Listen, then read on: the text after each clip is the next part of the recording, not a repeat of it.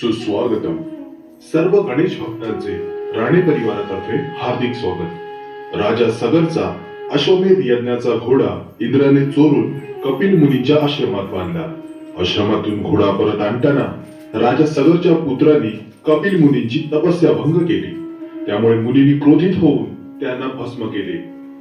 राजा सगरने आपल्या पुत्रांच्या उद्धारासाठी तपस्या चालू केली आणि असा निश्चय केला की जोपर्यंत माता गंगा पृथ्वीवर प्रकट होऊन आपल्या पुत्रांचा उद्धार करत नाही तोपर्यंत ही तपस्या अशीच पुढे चालू राहील.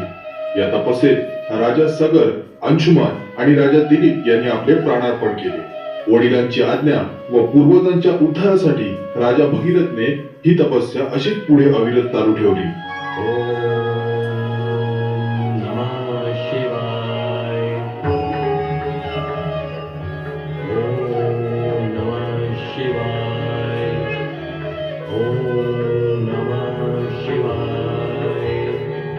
भगीरथ, आंखें खोलो.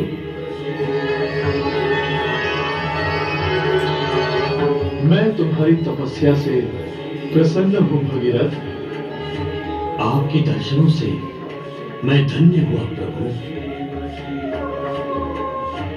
हे शंभु, हे महेश्वर, आप तो करुणा के सागर हैं. आप अपनी करुणा की वर्षा मुझ पर कर दें.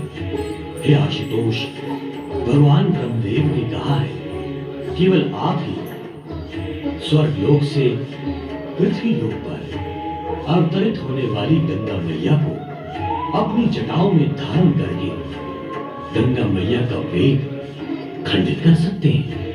हे नीलकंठ, मैं आपकी शरण में आया हूं. आप मेरे उद्देश्य की पूर्ति करके मुझे अनुग्रहित करें. भक्त भगीरथ, तुम महान हो. तुम्हारे उद्देश्य की पूर्ति अवश्य होगी भगीरथ. देवी गंगा का जब स्वर्ग लोक से पृथ्वी लोक पर अवतरण होगा तो देवी गंगा की जलधारा के वेग को धीमा करने के लिए हम देवी गंगा की जलधारा को अपनी जटाओं में धारण कर लेंगे.